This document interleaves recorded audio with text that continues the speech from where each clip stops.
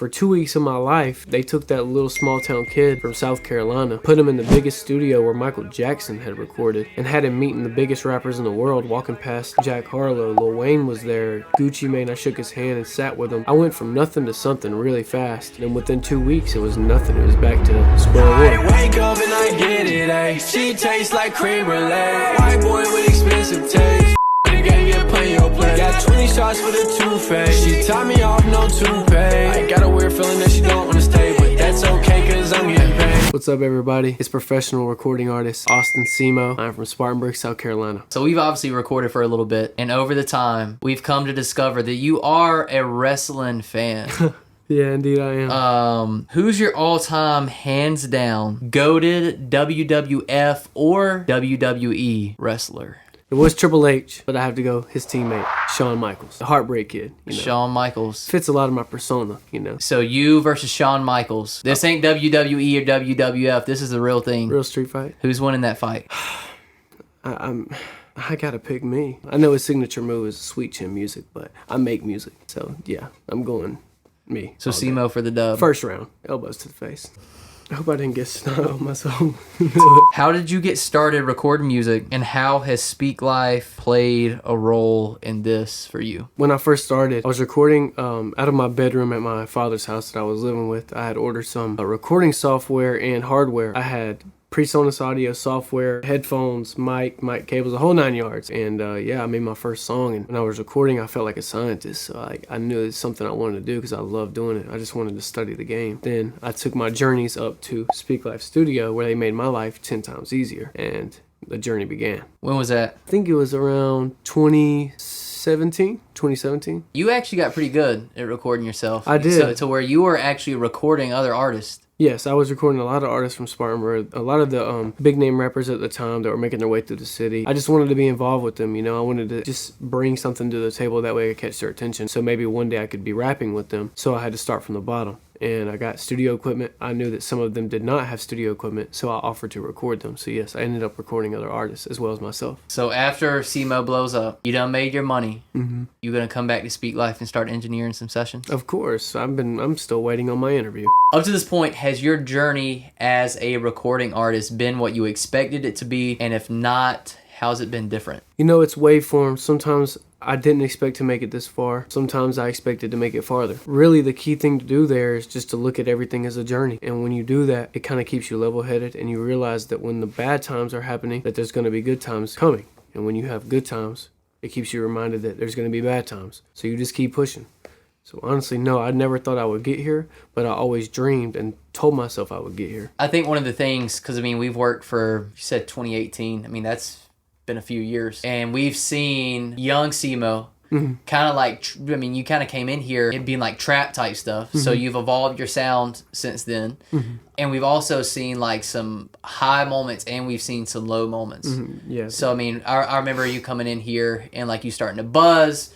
I mean, the whole Wild Wings thing, I think everybody's, you know, if you're in Spartanburg, the upstate, you definitely seen that. That was pre-COVID, so maybe touch on that a little bit about what that time looked like. It was at what I thought was the peak of my career. At the time, like you said, I was still young Semo in my eyes. I thought I was on top of the world, and I thought things were going in my favor, but as someone who believes in God, I realized God's plan was a lot different for me at the end of the day.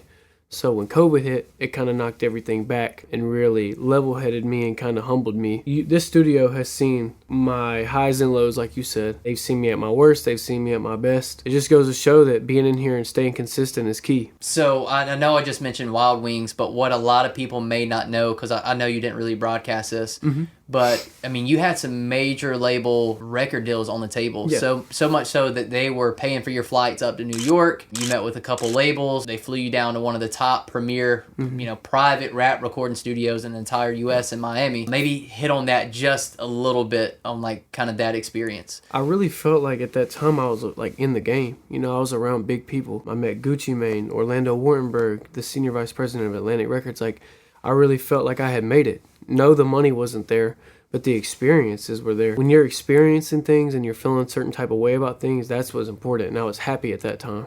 So I was flown out by labels up to New York. I was offered a few deals. And this is like 2 weeks before New York shut down because of COVID. For 2 weeks of my life, they took that little small town kid from South Carolina, put him in the biggest studio where Michael Jackson had recorded, and had him meeting the biggest rappers in the world, walking past Jack Harlow. Lil Wayne was there, Gucci Mane. I shook his hand and sat with him. Like, I went from nothing to something really fast, and it was all experience. And then within 2 weeks, it was nothing. It was back to square one. I was back in South Carolina trying to pave another way because I didn't know how to deal with COVID. I'm glad that I didn't take the deals. My grandfather ended up passing away the same year. So, you know, a part of me thinks of it as like, if I would have taken those record deals, I would have been on the road all the time and not been able to spend my final moments with my grandfather. You know, obviously in that moment, I remember you FaceTiming me in the airport. It's like, man, like this is going to happen. And then you get ghosted by the labels. Yeah, every single one of them. Your grandfather, who it sounds like he was a very important role model in your life. How did you keep your composure, and like what kept you going? Honestly, like a big part of it was, of course, God, but,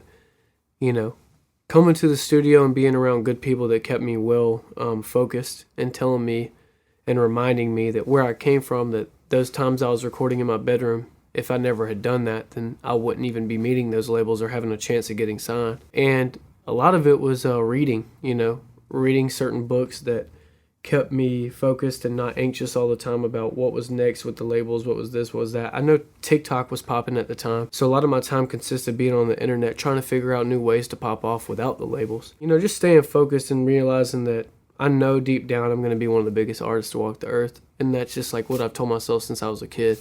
It hurt. I can't sit here and act like it didn't hurt, but pain is temporary.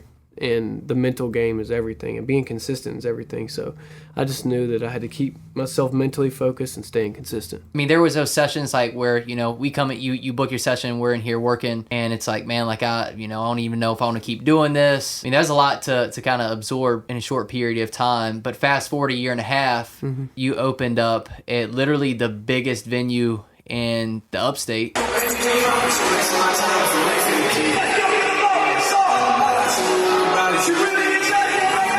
You know, you performed on the same card as, I mean, you didn't open up. I mean, you were on the actual, you were a main performance with Lil Baby, Tootsie, Coi Leray, Scully. And Nardo Wick. Nardo Wick's on there. Yeah, that was. And just a year and a half ago, like you were debating on just, is it even worth it? What was that experience like? Whenever I'm in those certain situations to where I'm like, okay, this is a big opportunity, I try to absorb how they're moving. I try to watch the rappers and see how they perform. I try to see how many people they have around them.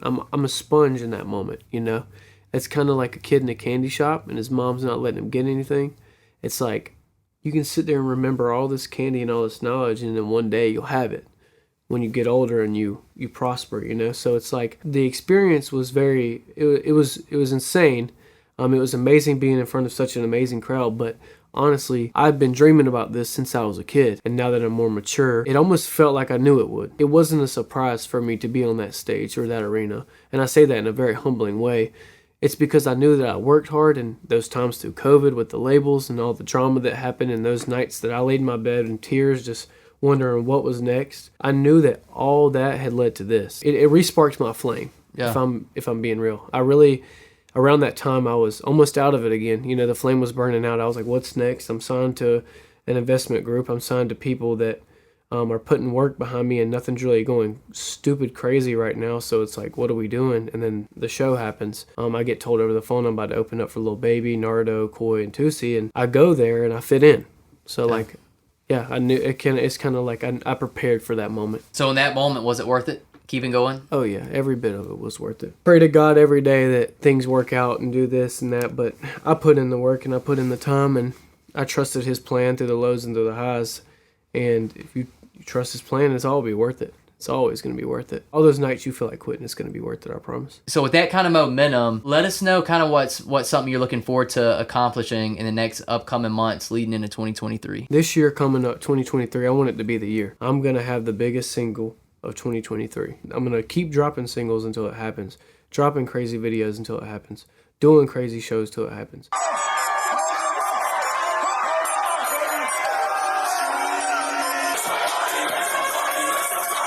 And it's going to happen. There's no more foundation building. It's time that we step on our foundation and start building upwards. towards a long career. Any closing thoughts for aspiring recording artists? When I sit here now and I try to evaluate what I did to get to where I'm at, the only ingredient that was important is to keep going. You will have those nights that you can't sleep. You will have those nights that you feel like everything is just shutting down, whether it's a pandemic or your TikTok's not popping or your YouTube's not pushing any plays. You're going to have those nights. This game does not come easy. You do have opportunity. You have to make that opportunity stretch. So you have to build your own opportunity sometimes. If you're opening up for artists, sneak backstage and go meet the artist. If you're meeting artists at a gas station, don't fan out and don't tell them you want pictures and stuff. Talk to them about your music. You have music for sale and it is a business. You need to treat it like a business. And you can allow every single person in the world into your business, but only a certain few behind the counter. Head on the swivel, focus, keep walking, and you'll make it. If we're checking out this video, it's like, man, this guy, I've got to follow this guy. How can we keep up? It's 2 easy words. Austin Semo. On Instagram, you can follow me at Austin Semo. Snapchat at Austin Semo. Facebook at Austin Semo. AUSTINSEMO. Austin Semo. You can find me on any streaming service. Anything you need, I'm on there. You can follow me, listen to me, follow my journey. It would mean the absolute world to me. I will be worldwide, so get ready for it. If you're not ready, it's going to hit you like a freight train. So Yeah, buddy. you did that. And you heard it here first at Speak Life. Is that pretty good?